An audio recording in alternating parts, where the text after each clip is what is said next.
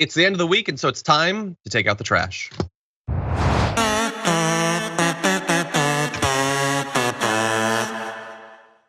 Oh, Brett, it's been a really garbagey week. Who's your garbage person of the week?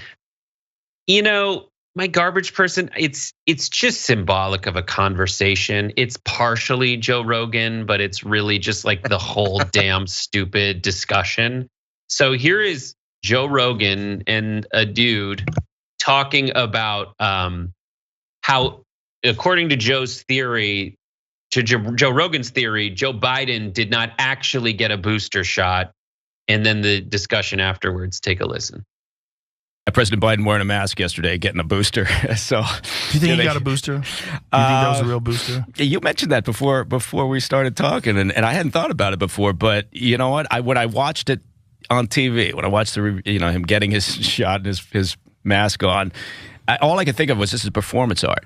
So the next step of performance art would be like not giving him the booster, but just giving him a shot. Right? I think if they were gonna give him a booster shot, the last thing they would do is give it to him live on television. What if he dies? Right. What if he blacks out?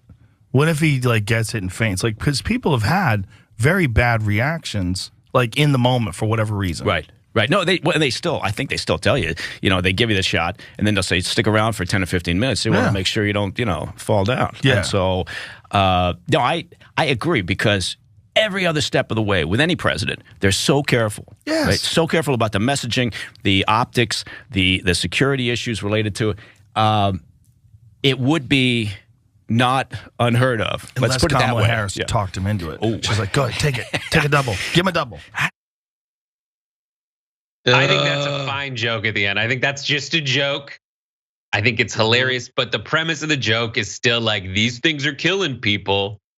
I just hate the whole conversation. And more specifically, I think that guy's like a CIA dude.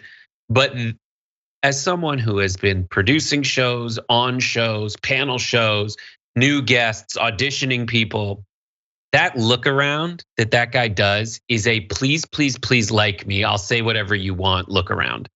I didn't even think about that until you asked me, but I'm definitely gonna agree with you because I'm on the Joe Rogan Experience.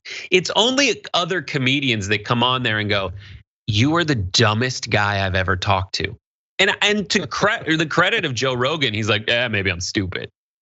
But also the premise and what's dumb to me about the conversation is for Joe Rogan is trying to have it all kinds of ways. Like this, either he is totally actually skeptical about this vaccine and doesn't trust the government and the vaccine itself. But why are you trusting ivermectin? It always boils down to this selective nonsense that's not motivated by what the right answer is, but by what the contrarian position of cool guys whose only determining characteristic is that they have to know better than someone.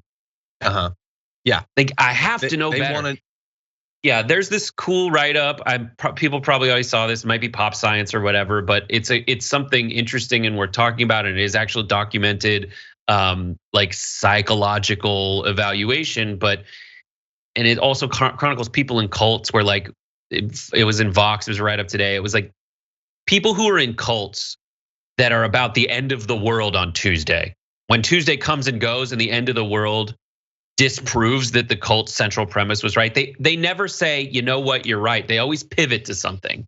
And that pivot could be, we were right, but in a different way, or our faith actually changed everything. So the other side, the aliens who were gonna abduct us had to reevaluate, or the Lord got our position, and it's never provable.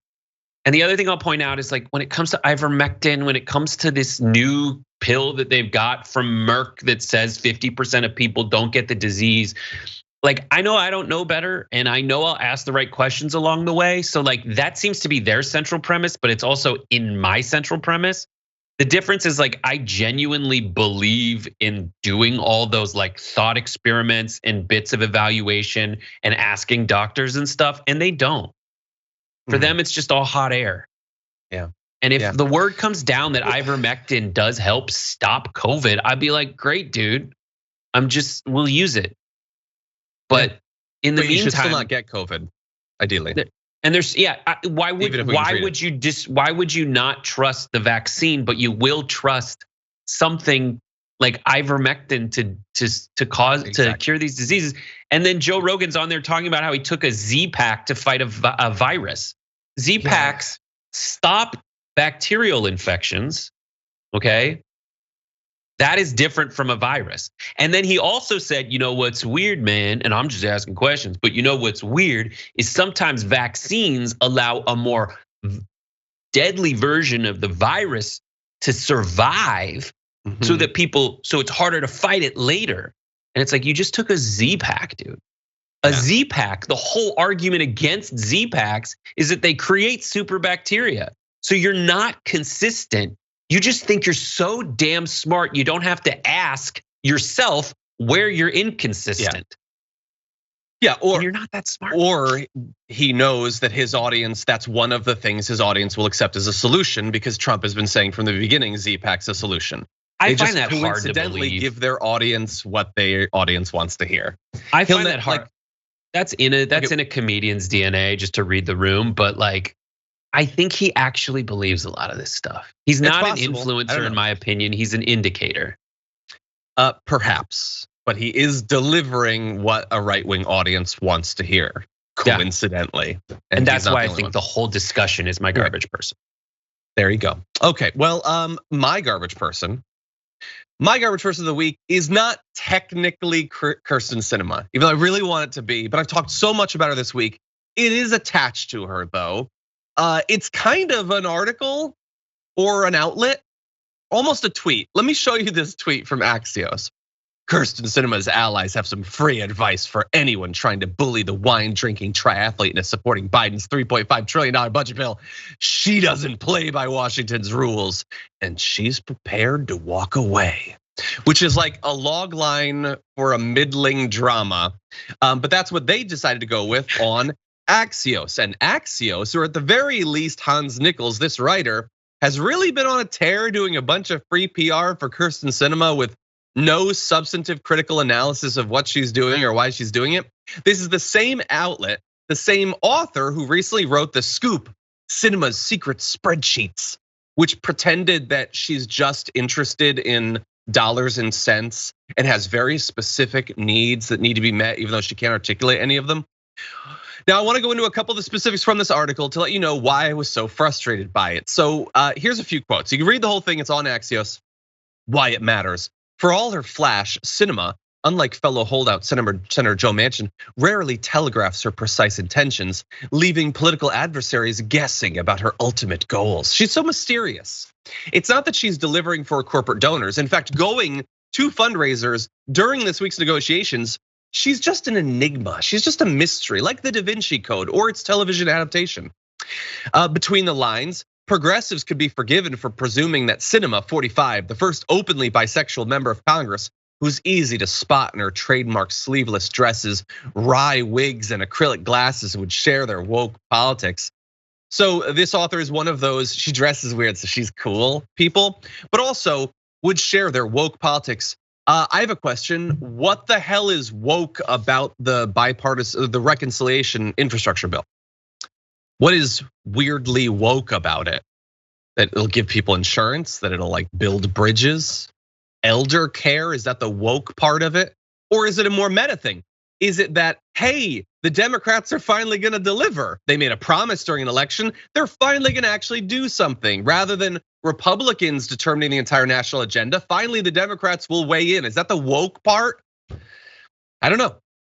It goes on and on about her being unconventional and a force to be reckoned with because she wakes up early to train for triathlons. That's why she's a force to be reckoned with. She's not a force to be reckoned with because she has the Senate seat. There's no mechanism for recalling her, and she feels no obligation to her constituents and might well not even be planning to run for re-election, so she can just deliver for her donors and eventually get a lobbying job. That's not why she's a force to be reckoned with. It's because she's an enigma. That's what it is. And so you can read the article. It is so uncritical. If I were Kyrsten Sinema, I would ask them to dial it back a bit because it's so ridiculous. But it's just the latest in a thing that Axios is doing, wanting to make her out to be some sort of independent or maverick rather than just another Democrat delivering for their donors. Quick thoughts about this, Brett? We only got a minute. If we can go back to that first graphic, here's how I know this is not journalism. Is the last line in that first graphic is she's prepared to walk away, and then they show her biking. Like that just doesn't. That's not walking. She's prepared to ride away, man. If you're gonna conjure a metaphor, stick with it. Yep. But anyway, that's my garbage person of the week. What did you all think? Well, I sort of suspected I knew. 31,000 of you voted on our community tab. And coming in at number 5 with 5% of the vote is Nancy Pelosi for breaking her promises on the spending bill. Really? Just 5th for her? Okay. Tied for 4th and 3rd at 6% each. You have Jeff Bezos for harming employees in pursuit of his space race. We talked about in the show yesterday. And Marjorie Greene for screaming at people on the Capitol steps. Not a lot of love for Marjorie Greene this week. Number 2 is Mitch McConnell with 18% of the vote for bringing the government to the brink of shutdown. But Kyrsten Sinema has blown away the field at 65% of the vote for imploding the Democrats' entire agenda and just being the worst while doing it. Thank you to everybody who voted, much appreciated.